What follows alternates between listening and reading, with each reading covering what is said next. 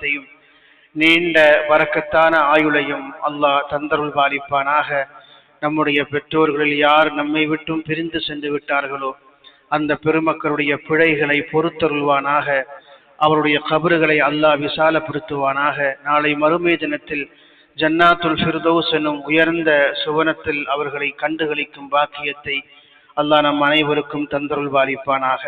சங்கைக்கும் பெருமதிப்புக்கும் உரிய அல்லாஹுவின் நல்லடியார்களே, ஹிஜ்ரி 1447வது ஆண்டு இஸ்லாமிய புத்தாண்டின் முஹர்ரம் மாதத்தின் 2வது ஜும்மாவில் நாம் எல்லோரும் இங்கே கூடியிருக்கிறோம். யௌம ஆஷூரா என்று சொல்லக்கூடிய அல்லாஹ்வுடைய மாதமான முஹர்ரம் மாதத்தின் மிகவும் நன்மைகளும் புண்ணியமும் நிறைந்த மாதமாக நாளாக இருக்கக்கூடிய ஆஷூராவுடைய தினத்தை நாம் எதிர்நோக்கி காத்திருக்கிறோம். இன்ஷா அல்லாஹ் நாளையும் நாளை மறுநாளும் முஹர்ரம் பிறை 9, 10 ஆகிய தினங்களில் இந்த நோன்பு பிடிப்பது பெருமானார் ஸல்லல்லாஹு அலைஹி வஸல்லம் அவர்களால் மிகவும் வலியுறுத்தி சொல்லப்பட்ட நோன்பாகும். ரமலானுடைய மாதத்திற்கு பிறகு வைக்கப்படக்கூடிய நோன்புகளில் ஆகச் சிறந்த நோன்பு முஹர்ரம் மாதத்தினுடைய இந்த ஆஷூராவுடைய தினத்தில் வைக்கப்படக்கூடிய நோன்பு என்று பெருமானார் ஸல்லல்லாஹு அலைஹி வஸல்லம் சொன்னார்கள். அதை தொன்று தொட்டு இந்த சமூகம் பாரம்பரியமாக கடைபிடித்து வருகிறது. சஹாபா பெருமக்கள் தங்களுடைய குழந்தைகள் தங்களுடைய வாரிசுகளுக்கு இந்த நாளில் நோன்பு பிடிக்கும்படியாக அவர்களுக்கு பயிற்சி அளிப்பார்கள் என்று நாம் ஹதீஸ் கிரந்தங்களிலே பார்க்க முடிகிறது. முன்பின் செய்த அனைத்து பாவங்களும் மன்னிக்கப்படக்கூடிய மிக முக்கியமான ஒரு நாளாக இந்த யௌம ஆஷூராவும் அதில் பிடிக்கப்படக்கூடிய நோன்பும் அதனுடைய நன்மைகளும் அமைந்திருக்கிறது என்று நமக்கு அறிஞர்கள் வழிகாட்டுகிறார்கள். யௌம ஆஷூரா என்பது மூத்த ஒரு பண்டிகை. மனித சமூகத்தில் கடைபிடிக்கக்கூடிய ஒரு பழமையான ஒரு பண்டிகை, ஒரு பாரம்பரியம் மிக்கது. பழங்கால சமூகம், முந்தைய நபிமார்களுடைய சமூகம் அனைத்தும் இந்த நாளுக்கு முக்கியத்துவம் தந்திருப்பதை வரலாற்றில் நாம் பார்க்க முடியும். நபி ஆதம் அலைஹிஸ்ஸலாத்து வஸ்ஸலாம் அவர்கள் தொடங்கி அவர்களுக்கு பின்னாலே வந்திருக்கக்கூடிய உலுல் அஸ்ம் என்று சொல்லக்கூடிய நபிமார்கள், அவருடைய சமூகத்தார்கள் எல்லோரும் இந்த நாளுக்கு முக்கியத்துவம் தந்திருப்பதையும் அந்த நாளில் நிகழ்ந்த பல்வேறு செய்திகளை ஹதீசுகளிலேயும் அதே போல தப்சீர் நூல்களிலேயும் நாம் பார்க்க முடியும். யௌம ஆஷூரா என்பதை அறிஞர்கள் சுட்டும் பொழுது நபிமார்களுக்கு சுதந்திரம் கிடைத்த நாள் என்று சொல்வார்கள், நபிமார்களுக்கு விடுதலை கிடைத்த நாள் என்று சொல்வார்கள். அவருடைய காலத்தில் சத்தியத்தை சொல்வதற்காக, உண்மையை சொல்வதற்காக அவர்கள் மேற்கொண்ட முயற்சிகளுக்கு முட்டுக்கட்டையாகவும் தடையாகவும் இருந்த அந்த காலத்தில் கொடுங்கோன்மை அரசையும் அதிகார வர்க்கத்தையும் எதிர்த்து அவர்கள் போராடி பல்வேறு துன்பங்களுக்கும் துயரங்களுக்கும் ஆளாகி அதிலே இருந்து விடுதலை கிடைத்த நாள் இந்த யௌம ஆஷூரா என்று சொல்லக்கூடிய நாள். அதிலும் குறிப்பாக 10 நபிமாருடைய வாழ்க்கையில் நிகழ்ந்த 10 நிகழ்வுகளை அறிஞர்கள் பட்டியல் போடுகிறார்கள். நபி ஆதம் அலைஹிஸ்ஸலாத்து வஸ்ஸலாம் அவருடைய தௌபா ஏற்றுக்கொள்ளப்பட்ட நாள் இதே நாள். நபி நூஹ் அலைஹிஸ்ஸலாத்து வஸ்ஸலாம் உடைய காலத்தில் ஒரு வெள்ளப்பிரளயம் ஏற்பட்ட பொழுது அவர்களை நம்பிய மூமின்களை ஒரு கப்பலில் ஏற்றி பாதுகாக்கும்படி அல்லாஹ் சொன்ன பொழுது ஒட்டுமொத்த பூமியும் பிரளயத்தில் தாக்கப்பட்டு நூஹ் அலைஹிஸ்ஸலாத்து வஸ்ஸலாம் அவர்களும் அவருடைய சமூகமும் அந்த கப்பலும் பாதுகாக்கப்பட்ட நாள் யௌம ஆஷூரா என்று சொல்கிறார்கள். நபி இப்ராஹிம் அலைஹிஸ்ஸலாத்து வஸ்ஸலாம் அவர்கள் நெருப்பு குண்டத்திலே இருந்து உயிரோடு பாதுகாக்கப்பட்ட நாள் இதே நாள். யாக்கூப் அலைஹிஸ்ஸலாத்து வஸ்ஸலாம் அவர்கள் மகனை பிரிந்து அழுத காரணத்தால் இழந்த பார்வையை மீண்டும் பெற்றுக்கொண்ட நாள் இந்த நாள்.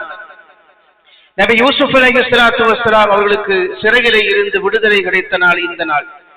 நபி மூசா அலைஹிஸ்ஸலாத்து வஸ்ஸலாம் அவர்களுக்கு ஃபிரௌனுடைய பிடியிலே இருந்து அல்லாஹ் ஜல்ல சுப்ஹானஹு தஆலா பாதுகாப்பை வழங்கிய நாள் இந்த ஆஷூரா என்று சொல்லக்கூடிய நாள். நபி அய்யூப் அலைஹிஸ்ஸலாத்து வஸ்ஸலாம் அவர்களுக்கு அல்லாஹ் ஜல்ல சுப்ஹானஹு தஆலா தீராத நோயிலே இருந்து நிவாரணத்தை தந்து அவர்களுக்கு மோட்சத்தை தந்த நாள் இந்த நாள். ஹஜ்ரத் யூனுஸ் அலைஹிஸ்ஸலாத்து வஸ்ஸலாம் அவர்கள் மீன் வயிற்றிலே சிக்கி இருந்த பொழுது அதிலே இருந்து அவர்களுக்கு விடுதலை கிடைத்த நாளும் இந்த நாள் தான். நபி சுலைமான் அலைஹிஸ்ஸலாத்து வஸ்ஸலாம் அவர்களுக்கு அல்லாஹ் ஆட்சி அதிகாரத்தை வழங்கிய நாளும் இந்த நாள் தான் என்று தொடங்கி ஹஜ்ரத் ரசூலுல்லாஹி ஸல்லல்லாஹு அலைஹி வஸல்லம் அவருடைய முன்பின் பாவங்கள் அனைத்தும் மன்னிக்கப்பட்டதாக அறிவிக்கப்பட்ட நாளும் இந்த நாள் என்று நிறைய செய்திகளை அறிஞர்கள் நமக்கு சொல்லுவார்கள். இதில் முக்கியமானது நபி மூசா அலைஹிஸ்ஸலாத்து வஸ்ஸலாம் அவர்களை இந்த நாளில் தான் ஃபிரௌனுடைய பிடியிலே இருந்தும் அவருடைய படையின் தாக்குதலில் இருந்தும் அவர்களையும் அவருடைய 6 லட்சம் கொண்ட யூதர்களையும் அல்லாஹ் கடலில் மூழ்கடிக்காமல் காப்பாற்றினார். ஹாதா யௌமுன் அலீமுன் அன்ஜல்லாஹு ஃபீஹி மூசா வ கௌமஹு வஅர்ரக ஃபிர்அவுன வஸாமஹு மூசா ஷுக்ரன். நபி மூசா அலைஹிஸ்ஸலாத்து வஸ்ஸலாம் அவர்களையும் அவர்களை பின்பற்றிய நம்பிய மக்களையும் கடலில் மூழ்கடிக்காமல் அவர்களை காப்பாற்றி ஃபிரௌனையும் அவருடைய படையும் அல்லாஹ் ஜல்ல சுப்ஹானஹு வ தஆலா கடலில் மூழ்கடித்தான். அதற்கு நன்றி தெரிவிக்கும் பொருட்டாக நபி மூசா அலைஹிஸ்ஸலாத்து வஸ்ஸலாம் அவர்கள் இந்த நாளில் நோன்பு பிடித்தார்கள். அந்த பாரம்பரியத்தில் மீண்டும் யூதர்களும் இதே நாளில் நோன்பு பிடிப்பதை பெருமானார் ஸல்லல்லாஹு அலைஹி வஸல்லம் அவர்கள் மதீனாவுக்கு வந்த பொழுது கண்டார்கள். அங்கே இருக்கக்கூடிய யூதர்கள் யௌம ஆஷூரா என்று சொல்லக்கூடிய இந்த நாளில் நோன்பு பிடித்தார்கள். பெருமானார் ஸல்லல்லாஹு அலைஹி வஸல்லம் சொன்னார்கள், ஏன் நீங்கள் நோன்பு பிடிக்கிறீர்கள் என்று கேட்ட பொழுது, இந்த நாளில் தான் எங்களுடைய முன்னோர்கள் நபி மூசாவின் வழியாக பாதுகாக்கப்பட்டான் அல்லாஹ்வுடைய புறத்தினுடைய உதவியை கொண்டு என்று சொன்ன பொழுது, அந்த நாளில் நோன்பு பிடிப்பதற்கு உங்களை விடவும் நாங்கள் தான் அதிகம் தகுதி படைத்தவர்கள். வரக்கூடிய ஆண்டு நான் ஹயாத்தோடு இருந்தால் முஹர்ரம் பிறை 9 அன்றும் நான் நோன்பு பிடிப்பேன் என்று ரசூல் ஸல்லல்லாஹு அலைஹி வஸல்லம் சொன்னார்கள். ஆனால் அடுத்த ஆண்டு ரசூல் ஸல்லல்லாஹு அலைஹி வஸல்லம் ஹயாத்தோடு இல்லை.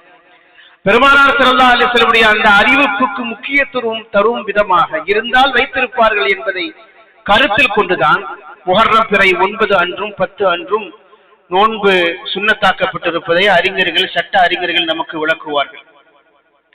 யௌம ஆஷூரா என்று சொல்லக்கூடிய இந்த நாள் பல்வேறு பாடங்களையும் படிப்பினைகளையும் ஒவ்வொரு காலகட்டத்திலும் வாழக்கூடிய சமூகத்திற்கு தந்து கொண்டே இருக்கிறது. கொடுங்கோல் ஆட்சியாளருடைய முடிவு, அவர்களுக்கு முடிவு கட்டப்பட்ட நாள் இந்த உலகத்திற்கு பாடமாக சொல்லப்படுகிறது. பதவியும் அதிகாரமும் நிரந்தரமல்ல. அந்த பதவியையும் அதிகாரத்தையும் வைத்துக் கொண்டு தங்களுக்கு கட்டுப்படுகிற இராணுவ பலத்தை பயன்படுத்தி எளிய மக்களை நசுக்கி அதிகாரத்தில் சுகம் காணக்கூடிய மக்கள் அதிகார வர்க்கம் ஒரு நாள் தோற்று போகும் என்பதை இந்த உலகத்திற்கு நிரூபித்த நாள் இந்த யௌம ஆஷூரா என்று சொல்லக்கூடிய நாள். அந்த வகையில் அசுர பலம் கொண்டவன் ஃபிரௌன். ஃபிரௌன் எந்த அளவுக்கு அசுர பலம் கொண்டவன் என்று தன்னை பிரகடனப்படுத்துகிற பொழுது, அன ரப்புக்குமுல் ஆலா, நான் தான் கடவுள்களுக்கெல்லாம் பெரிய கடவுள் என்று சொன்னான். என்னை அழிப்பதற்கு யாருக்கும் சக்தி இல்லை. இங்கே இயங்கக்கூடிய இந்த படைப்பினங்கள் அனைத்தும் எனக்காக படைக்கப்பட்டவை. நீங்கள் பார்க்கக்கூடிய கடல், அதனுடைய இயக்கம், ஆறுகள், குளங்கள் அனைத்தும் என் கட்டுப்பாட்டுக்கு உட்பட்டவை என்று அவன் பெருமை பேசினான். பல்வேறு காரணங்களுக்காக அவருடைய வரலாற்றை அல்லாஹ் ஜல்ல சுப்ஹானஹு வ தஆலா திருமறையின் ஒரு சூறாவின் சூரத்துல் கஸஸ் என்று சொல்லக்கூடிய சூறாவின் 60 வசனங்களில் நபி மூசா அலைஹிஸ்ஸலாத்து வஸ்ஸலாமுடைய அந்த கதைகளை அல்லாஹ் விவரிக்கிறார், வரலாற்றை விவரிக்கிறார். திருக்குர்ஆனில் பாருங்கள், நிறைய நபிமாருடைய பெயரில் சூறாக்கள் இருக்கும். சூரத்துல் நூஹ் இருக்கிறது, சூரா முஹம்மது இருக்கிறது, சூரத்து இப்ராஹிம் இருக்கிறது.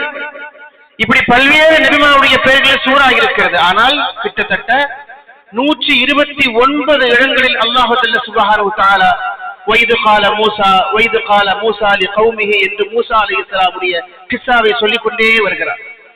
ஆனால் எங்குமே மூசா அலைஹிஸ்ஸலாத்து வஸ்ஸலாமுடைய பெயரில் ஒரு சூறா இல்லை. குர்ஆனுடைய பல்வேறு இடங்களில் மூசா நபியுடைய வரலாற்றை பேசுகிற ரப்பு சூரத்துல் கஸஸ் என்று சொல்லக்கூடிய அத்தியாயத்தினுடைய முதல் 60 வசனங்களில் நபி மூசா அலைஹிஸ்ஸலாத்து வஸ்ஸலாமுடைய அந்த தொன்மையான வரலாற்று பக்கங்களை ஒரு நாவலை படிப்பதை போல, ஒரு கதையை படிப்பதை போல ரொம்ப நுணுக்கமான தத்துவங்களை உட்கொண்டு அல்லாஹ் பேசிக்கொண்டே வருகிறார். அப்படி சர்வ வல்லமை படைத்திருக்கக்கூடிய, அசுர பலம் படைத்திருக்கக்கூடிய ஃபிரௌனை ஒரு சிறுபான்மை குழு அல்லாஹ்வுடைய உதவியை கொண்டு எதிர்த்து போராடி வென்ற நாள் இந்த யௌம ஆஷூரா என்று சொல்லக்கூடிய நாள். நான் ஆரம்பத்திலேயே வாசித்த வசனத்தில் அல்லாஹ் சொல்கிறார், وَإِذْ فَرَقْنَا بِكُمُ الْبَحْرَ فَأَنْجَيْنَاكُمْ. அல்லாஹ் ஜல்ல சுப்ஹானஹு வ தஆலா கடலை இரண்டாக பிளந்து உங்களையும் உங்கள் சமூகத்தாரையும் காப்பாற்றினான். وَأَغْرَقْنَا آلَ فِرْعَوْنَ ஃபிரௌனை பின்துயர்ந்து வந்த கூட்டத்தாரையும் அல்லாஹ் அந்த கடலில் மூழ்கடித்தார். وَأَنْتُمْ تَنْظُرُونَ நீங்கள் அதை பார்த்துக் கொண்டே இருந்தீர்கள், கண்களால் நீங்கள் நேரடியாக பார்த்தீர்கள், லைவாக நீங்கள் பார்த்தீர்கள் என்று அல்லாஹ் ஜல்ல சுப்ஹானஹு வ தஆலா இந்த வசனத்தில் சொல்கிறார். அல்லாஹ் ஜல்ல சுப்ஹானஹு வ தஆலா அவனை நம்பிய கூட்டத்தாரை எதிரிகளிடமிருந்தும் கொடுங்கோன்மை அரசர்களிடமிருந்தும் எப்படி காப்பாற்றுவான் என்பதை தத்ரூபமாக நிதர்சனமாக ஒரு நபிக்கும் அவரை பின்பற்றி இருக்கிற சமூகத்திற்கும் நேரடியாக காட்டியிருக்கிற செய்தியை அல்லாஹ் ஜல்ல சுப்ஹானஹு வ தஆலா இந்த வசனத்தின் மூலமாக நமக்கு சொல்லி காட்டுகிறார். ரொம்ப விரிவான செய்திகள், இது எல்லாவற்றையும் சொல்வதற்கான கால அவகாசம் இல்லை. கடலுக்கு முன்னால் வந்து நின்றார்கள், பின்னால் ஃபிரௌனுடைய படை துரத்தி கொண்டே வருகிறது. அப்படி நின்ற பொழுது கடல் அதற்கு அந்த பக்கம் ஓடுவதற்கோ தப்பிப்பதற்கோ தரை மார்க்கமாக செல்வதற்கோ வழி இல்லை. கடலுக்கு முன்னால் வந்து நின்ற பொழுது மூசா அலைஹிஸ்ஸலாத்து வஸ்ஸலாமை பின்பற்றி அவரை பின்பற்றி வந்த அந்த கூட்டத்தார்கள் சொன்னார்கள், இதற்குள் நாங்கள் எப்படி வர முடியும், என்னை இப்படி கொண்டு வந்து நீங்கள் நிறுத்தி விட்டீர்கள், இதற்குள் நாம் இறங்கிவிட்டால் இன்னால் அமுகுரகூன், நாம் உள்ளே தண்ணீருக்குள்ளே மூழ்கி விடுவோம் என்று அவர்கள் அஞ்சி நடுங்கி நின்று கொண்டிருந்த பொழுது நபி மூசா அலைஹிஸ்ஸலாத்து வஸ்ஸலாம் அவர்கள் சொன்ன வார்த்தையை அல்லாஹ் திருமறையிலே பதிவு செய்கிறார். கல்லா கால கல்லா, அப்படி இல்லை, நீங்கள் நினைப்பதை போலல்ல, இன்ன மாய ரப்பி சயஹ்தீன், என்னோடு என் ரப் இருக்கிறான், அவன் எனக்கு ஒரு வழியை காட்டுவான் என்று சொன்னார். நெருக்கடிகளிலேயும் சிக்கல்களிலேயும் துயரங்களிலேயும் துன்பங்களிலேயும் மாற்றிக்கொள்ளுகிற மனிதர்கள் சொல்ல வேண்டிய ஒரு வார்த்தையை நபி மூசா அலைஹிஸ்ஸலாத்து வஸ்ஸலாம் ஒரு வழியாக அல்லாஹ் ஜல்ல சுப்ஹானஹு வ தஆலா இந்த உம்மத்திற்கு பாடமாக படிப்பனையாக சொல்கிறார். கஷ்டங்களும் துன்பங்களும் தருவது அவன்தான், அதிலே இருந்து விடுதலையும் சுதந்திரமும் தருவதும் அவன்தான். நம்முடைய ஈமானுடைய வலிமையை பொறுத்து, நம்முடைய தவக்குலின் உறுதிப்பான்மையை பொறுத்து அந்த வழி என்பது நமக்கு தெள்ள தெளிவாக முன்னால் காட்டப்படும். இன்ன மஅய ரப்பி சயஹ்தீன், நம்மோடு அல்லாஹ் இருக்கிறான், அவன் நமக்கு ஒரு வழியை காட்டுவான் என்று நபி மூசா அலைஹிஸ்ஸலாத்து வஸ்ஸலாம் அவர்கள் சொன்னார்கள். அல்லாஹ் ஜல்ல சுப்ஹானஹு வ தஆலா அவருடைய கைவசம் இருந்த அந்த தடியை எடுத்து அந்த தண்ணீரின் மீது அடிக்க சொன்னார். அப்படி அடித்த பொழுது அது 12 பாதைகளாக பிரிந்தது என்று குர்ஆன் பேசுகிறது. ஃபத்ரிப் பிஅஸாகல் பஹர், இந்த கடல் மீது உங்கள் கைகளில் இருக்கிற தடியை கொண்டு நீங்கள் அடியுங்கள். அப்படி அடிக்கிற பொழுது 12 பாதைகளாக பிரியும். அந்த 12 பாதைகள் வழியாகவும் மூசா நபியை பின்பற்றி வந்த சமூகத்தவர்கள் 12 குழுக்களாக பிரிந்து சென்றார்கள். ஹதீசுகளில் எப்படி வருகிறது, அந்த தண்ணீர் தடுப்பு சோறாக நின்றது.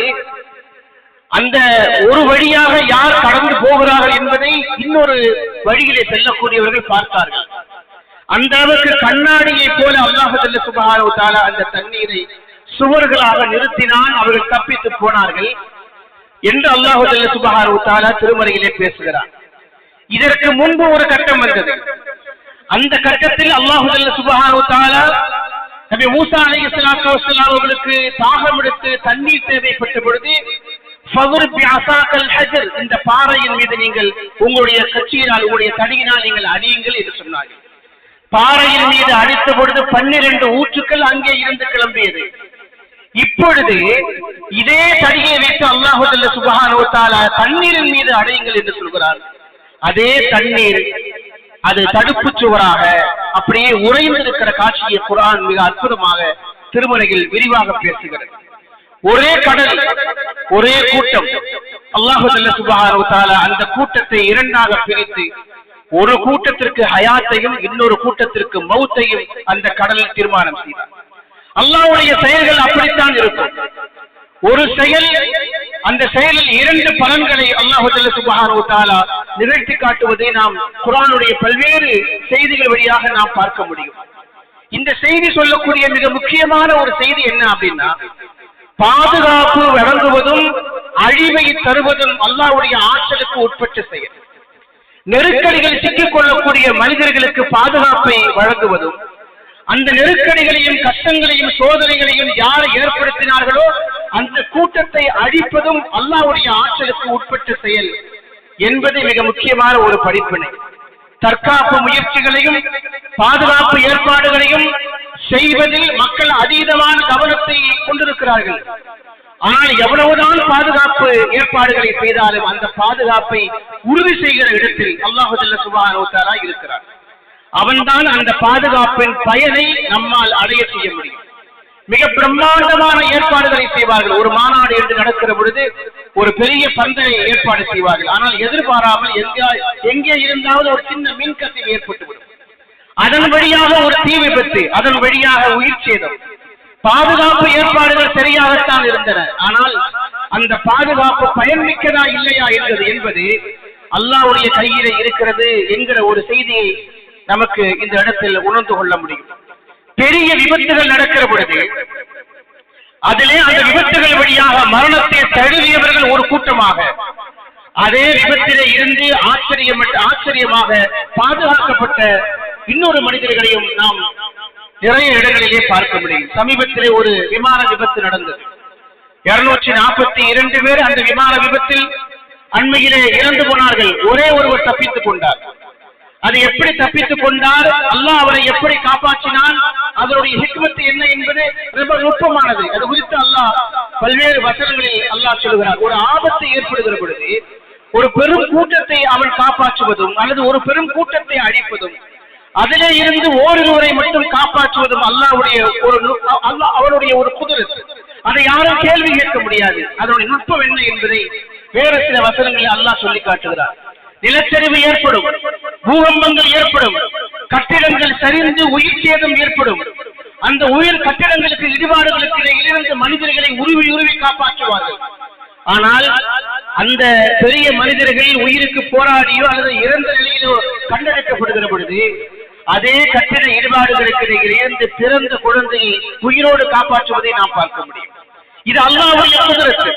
உயரமான கட்டிடத்திலே இருந்து யாராவது கீழே விழுந்து விட்டால் அவர்கள் கீழே தரையிலே விழுகிற பொழுது சின்ன பின்னமாக சிதறி உடல் சேதாரம் அடைந்துவிடும். ஆனால் மேலே இருந்து கை தவறி விழக்கூடிய குழந்தைகள் உயிரோடு காப்பாற்றப்பட்ட நிகழ்வுகளை நாம் நிறைய செய்திகள் வாயிலாக நாம் பார்க்க முடியும். அதே போல பூகம்பங்கள், கட்டிட இடிபாடுகளுக்கு இடையிலே காப்பாற்றப்பட முடியாமல் இதற்கு மேல் யாரும் மண்ணுக்கடியிலே இல்லை என்கிற முடிவுக்கு மீட்பு குழுவினர் வந்துவிட்டதற்கு பிறகும் கூட 2 மாதங்களுக்கு 3 மாதங்களுக்கு பிறகும் அந்த கட்டிடங்களுடைய இடிபாடுகளை நீக்குகிற பொழுது உண்ண உணவில்லாமல் குடிப்பதற்கு நீர் இல்லாமல் அதே கட்டிட இடிபாடுகளுக்கு இடையிலே மனிதர்களும் குழந்தைகளும் உயிரோடு மீட்கப்பட்ட வரலாறுகளையும் நாம் செய்தி ஊடகங்களிலே நிதர்சனமாக நாம் பார்த்துக் கொண்டே இருக்கிறோம்.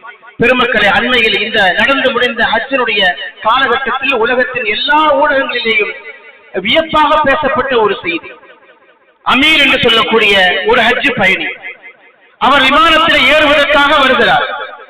வருகிற பொழுது அவர் மீது சில விசாரணைகள் மேற்கொள்ளப்படுகிறது. அந்த விசாரணை கொஞ்சம் நீண்டு விடுகிறது. அவரால் விமானத்தை பிடிக்க முடியவில்லை. ஓடி வருகிற பொழுது விமானி அவருடைய கதவை மூடிக்கொண்டார். எப்படியாவது உள்ளே சென்று விட வேண்டும் என்று முடிவு செய்தார். விமானத்துடைய விதி என்ன என்றால், ஒரு தடவை கதவை மூடிவிட்டால் திரும்ப அவர்கள் திறக்க மாட்டார்கள். அது அதனுடைய விதி. எவ்வளவோ கெஞ்சி பார்த்தால் முடியவில்லை. கடைசியில் என்ன நிகழ்ந்தது, நான் ஹஜ்ஜுக்கு போக வேண்டும் என்று அல்லாஹ் நாடிவிட்டால் அவன் என்னை கொண்டு போவான் என்று அதே விமான நிலையத்தில் அந்த அமீர் என்று சொல்லக்கூடிய ஹாஜி அமர்ந்திருந்தார். விமானம் மேலே புறப்பட்டது. கொஞ்ச நேரத்தில் அது பழுதாகி திரும்ப வந்தது. வந்த பொழுது அந்த விமானத்தில் திரும்ப அவர் ஓடி போய் ஏற போனார். அவர் ஏற்றுவதற்கு மறுத்தார். அந்த விமானம் புறப்பட்டு போனது. 2 முறை, 3வது முறையும் அந்த விமானம் மேலே பறக்க முடியாமல் திரும்ப வந்தது. வந்த விமானம் இந்த ஹாஜியை உள்ளே ஏற்றி அழைத்துக் கொண்டு சென்றதை நாம் செய்தி ஊடகங்கள் வழியாக பார்க்க முடியும். அவருடைய மன உறுதியும் அந்த ஈமானுடைய பவரையும் பாருங்கள். எனக்கு இந்த ஆண்டு ஹஜ்ஜை நான் செய்ய வேண்டும், காபாவை சந்திக்க வேண்டும் என்று அல்லாஹ் நாடி இருந்தால் அது நடந்தே தீரும் என்று சொல்லக்கூடிய அந்த மனத உறுதியின் வெளிப்பாடு அல்லாஹ் ஜல்ல சுப்ஹானஹு வ தஆலா அந்த நிகழ்வை உலக மக்களுக்கெல்லாம் இந்த ஹஜ்ஜின் பொழுது ஒரு பாடமாக, படிப்படியாக நிகழ்த்தி காட்டி இருப்பதை நாம் பார்க்க முடியும். தற்காப்புக்காக, பாதுகாப்புக்காக மக்கள் ஏராளமான கவனங்களை, ஏராளமான அக்கறைகளை செலுத்துகிறார்கள். ஆனால் அந்த விவகாரத்தை அல்லாஹுதான் அந்த விவகாரத்தில் மகத்தான தாக்கத்தை செலுத்துகிறான் என்று திருக்குர்ஆனுடைய வசனங்கள் நமக்கு சொல்லி காட்ட முடியும். நாம் செய்யக்கூடிய புல்லட் ப்ரூஃப் என்று சொல்லக்கூடிய ஏற்பாடு, அதே மாதிரி ஆயுள் காப்பீடு ஏற்பாடுகள், எல்லாவற்றையும் வென்று விடுகிற இடத்தில் அல்லாஹ்வுடைய சக்தியும் ஆற்றலும் இருக்கிறது. எவ்வளவுதான் மனிதன் பாதுகாப்புக்கான ஏற்பாடுகளை செய்தாலும் கூட அல்லாஹ் நாடவில்லை என்று சொன்னால் அந்த மனிதனை யாராலும் காப்பாற்றிவிட முடியாது. அல்லாஹ் ஜல்ல சுப்ஹானஹு வ தஆலா மனிதனுக்கு ஏராளமான ஆற்றலை வழங்கி இருக்கிறார்.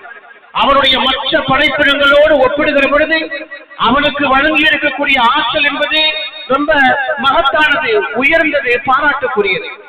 அந்த ஆற்றலை பெற்றிருக்கிற மனிதன் அல்லாஹ்வுக்கு நன்றி பாராட்ட வேண்டும். இல்லை என்றால் அந்த ஆற்றலை, அந்த சக்தியை, அந்த நியமத்தை அல்லாஹ் திரும்ப பெற்றுக் கொள்வார். யானையின் பார்வையும் மனிதனின் பார்வையும் ஒன்றல்ல. மனிதனுக்கு தன்னுடைய பார்வைக்கு முன்னால் இருக்கிற ஒவ்வொரு படைப்பையும் தனித்தனியாக அடையாளம் காண முடியும். இது மனிதன், இது மிருகம், இது வாகனம், இது கட்டிடம் என்று அவருடைய பார்வையால் இனம் காண முடியும். யானையால் அப்படி அல்ல. முன்னால் இருப்பது வாகனமா மனிதனா என்று அதனால் யூகிக்க முடியாது என்று யானையின் அறிஞர்கள் ஒரு குறிப்பை சொல்கிறார்கள். இரண்டு பேருக்கும் பார்வை இருக்கிறதா? அந்த பார்வையின் வேறுபாட்டை அறிஞர்கள் நமக்கு சொல்லி காட்டுகிறார்கள். மனிதனும் குரங்கும் ஏறக்குறைய ஒரே மாதிரியான உடல் அமைப்பை கொண்டவர்கள் தான். மனிதனுக்கும் விரல்கள் இருக்கின்றன, குரங்குகளுக்கும் விரல்கள் இருக்கின்றன. மனிதன் பல்வேறு காரியங்களை இந்த விரல்களுடைய அசைவை கொண்டு நிகழ்த்தி காட்டுகிறார். ஆனால் குரங்குகளுடைய விரல்களாலே ஒரு ஸ்பூனை கூட சரியாக பிடிக்க முடியாது. அல்லாஹ் அதிலே ஒரு குறையை வைத்திருக்கிறார். மனிதனுக்கு அந்த ஆற்றலை தந்திருக்கிறார். இப்படி நுணுக்கமான நுண்ணறிவை மனிதர்கள் பெற்றுக் கொள்கிறார்கள். ஆனால் மற்ற கால்நடைகளுக்கும் படைப்பினங்களுக்கும் அந்த நுண்ணறிவும் அந்த அறிவும் இல்லை. அது மட்டுமல்ல, அவனால் கண்டுபிடிக்கப்பட்ட எந்த படைப்பாக இருந்தாலும் அந்த படைப்பு சிறந்ததா, அவன் சிறந்ததா என்று பார்க்க போனால் அல்லாஹ்வுடைய படைப்பான மனிதன் தான் சிறந்தவன். மனிதனுடைய வேலைகளை, பணிச்சுமையை குறைக்கக்கூடிய கணினி, அதனுடைய தொழில்நுட்பம், ரோபோட்டுகள் என்று சொல்லக்கூடிய பல்வேறு வகையான தொழில்நுட்பங்கள் இன்றைக்கு வளர்ந்திருந்தாலும் கூட மனித மூளை செய்யக்கூடிய அந்த நினைவாற்றலை, அந்த காரியத்தை ஒருபோதும் இந்த கருவிகள் வென்றுவிட முடியாது. அல்லாஹ் அவ்வளவு பெரிய மகத்தான ஆற்றலை தந்திருக்கிறார். அந்த அறிவும் ஆற்றலும் எவ்வளவு சிறப்பான வலிமையாக இருப்பினும் கூட அதை அனுபவிக்கிற ஒவ்வொரு சந்தர்ப்பத்திலேயும் நாம் அல்லாஹ்வுக்கு நன்றி பாராட்ட வேண்டும். அதை அனைத்து அல்லாஹ்வுக்கு நாம் சுக்ர் செய்ய வேண்டும். இறைவா, நீ தந்திருக்கிற வலிமை என்பது, சக்தி என்பது ரொம்ப மகத்தானது. குர்ஆனில் அல்லாஹ் சுப்ஹானஹு வ தஆலா மனித ஆற்றலுக்கு அப்பாற்பட்ட செய்திகளை பேசுகிற பொழுதெல்லாம் அந்த வசனத்தை முடிக்கிற பொழுது இன்னல்லாஹ அலா குல்லி ஷைஇன் கதீர், இதை செய்வதற்கு அல்லாஹ் ரொம்ப சக்தி படைத்தவன் என்ற ஒரு வார்த்தையை சொல்லி முடிப்பான். ஏனென்றால் அந்த காரியத்தை உன்னால் செய்ய முடியாது, அல்லாஹ்வால் மட்டும்தான் செய்ய முடியும். அவன் தான் அதற்கு ஆற்றலும் வலிமையும் குதிரத்தையும் பெற்றவன் என்பதை திரும்ப திரும்ப அல்லாஹ் எல்லா இடத்திலையும் சொல்லிக்கொண்டே இருப்பார். அல்லாஹ்வுடைய புறத்திலே இருந்து அறிவு கிடைத்திருந்தால், ஆற்றல் கிடைத்திருந்தால், உடல் வலிமை கிடைத்திருந்தால், ஆரோக்கியம் கிடைத்திருந்தால், செல்வம் கிடைத்திருந்தால், பதவி கிடைத்திருந்தால், எது கிடைத்திருந்தாலும் அதை திடீரென்று நாம் எதிர்பாராத சந்தர்ப்பத்தில் பிடுங்கிக் கொள்வதற்கு, திரும்ப பெற்றுக் கொள்வதற்கு அல்லாஹ்வுக்கு அதிகாரம் இருக்கிறது. அந்த அதிகாரத்தை யாரும் கேள்வி கேட்டுவிட முடியாது. அது எப்பொழுது நிகழும் என்று யாராலும் யூகிக்கவும் முடியாது. அதனால் தான் முஹம்மது ஸல்லல்லாஹு அலைஹி வஸல்லம் அவர்கள் ஒரு அற்புதமான ஒரு துஆவை நமக்கு கற்றுக் கொடுத்தார்கள். அல்லாஹும்ம இன்னி அஊது பிக்க, இறைவா நான் உன்னிடத்திலே பாதுகாப்பு தேடுகிறேன். மின் ஸவாலி நிஅமத்திக, உன்னுடைய நிஅமத்து, உன்னுடைய அருள் என்னை விட்டும் நீங்குவதிலிருந்து நான் பாதுகாப்பு தேடுகிறேன். அல்லாஹ் தந்திருக்கிற அருள் எவ்வளவு நம்மால் ஒருபோதும் கணக்கிட முடியாது. அல்லாஹ் தந்திருக்கக்கூடிய அருள் என்று நாம் எல்லாவற்றையும் எடுத்துக்கொள்ள முடியும். இந்த கைகள் அசைவது, நாவு பேசுவது, பார்க்கிற பார்வை, ஓடுகிற ஓட்டம், அனைத்தும் ஆரோக்கியம் உள்ளிட்ட அனைத்தும் அல்லாஹ் தந்திருக்கக்கூடிய நிஅமத். அவன் தந்திருக்கிற நிஅமத்தை வயின் தழுத்து நிஅமத்துல்லாஹி, அல்லாஹ் உங்களுக்கு புரிந்திருக்கிற நிஅமத்தை உங்களால் ஒருபோதும் எண்ணி முடிக்க முடியாது என்று அல்லாஹ் திருமறையிலே சவால் விடுகிறார். அந்த நிஅமத்துகளில் ஏதாவது ஒன்றை அவன் வாபஸ் வாங்கிவிட்டால் நம்முடைய கதி என்னவாகும்? யோசித்து பாருங்கள். யாருடைய உதவியும் இல்லாமல் இயங்க முடியாத ஒரு சூழ்நிலை ஏற்பட்டுவிடும். அல்லாஹ்வுடைய பெருமானார் ஸல்லல்லாஹு அலைஹி வஸல்லம் சொல்றார், அல்லாஹும்ம இன்னி அஊது பிக்க, இறைவா நான் பாதுகாப்பு தேடுகிறேன். மின் ஸவாலி நிஅமத்திக, நீ எனக்கு தந்திருக்கிற நிஅமத்தை திடீரென்று வாபஸ் வாங்குவதில் இருந்து நான் உன்னிடத்திலே பாதுகாப்பு தேடுகிறேன். வ தஹவ்வுலி ஆஃபியத்திக, நீ தந்திருக்கக்கூடிய உடல் நலம், அந்த உடல் நலத்தை நீ திரும்ப பெற்றுக் கொள்வதிலே இருந்து நான் பாதுகாப்பு தேடுகிறேன். நல்ல மனிதராக இருப்பார், ஆரோக்கியமிக்க மனிதராக இருப்பார், ஓடி ஆடுவார், ஓடி உழைப்பார், எல்லா வகையான ஆற்றலும் இருக்கும். ஒரு 2 மாதங்களுக்கு பிறகு பார்த்தால் ஆள் அப்படியே சூம்பி போய் எலும்பும் தோலுமாக இருப்பார். என்ன பிரச்சனை என்று கேட்டு பாருங்கள், திடீரென்று ஏதாவது ஒரு நோயின் பேரை சொல்வார்கள். இந்த ஆசியத்தை எப்படி பறிபோகிறது, எந்த இடத்தில் காணாமல் போகிறது? நாம் அல்லாஹ்விடத்தில் உதவியை கேட்க வேண்டும். இறைவா, நீ தந்திருக்கிற ஆசியத்தை திடீரென்று நீ பறித்துக் கொள்ளாதே, நீ எடுத்துக் கொள்ளாதே, அதிலே இருந்து நான் இடத்திலே பாதுகாப்பு தேடுகிறேன். திடீரென்று ஏற்படக்கூடிய உன் தண்டனையில இருந்து நான் பாதுகாப்பு தேடுகிறேன்.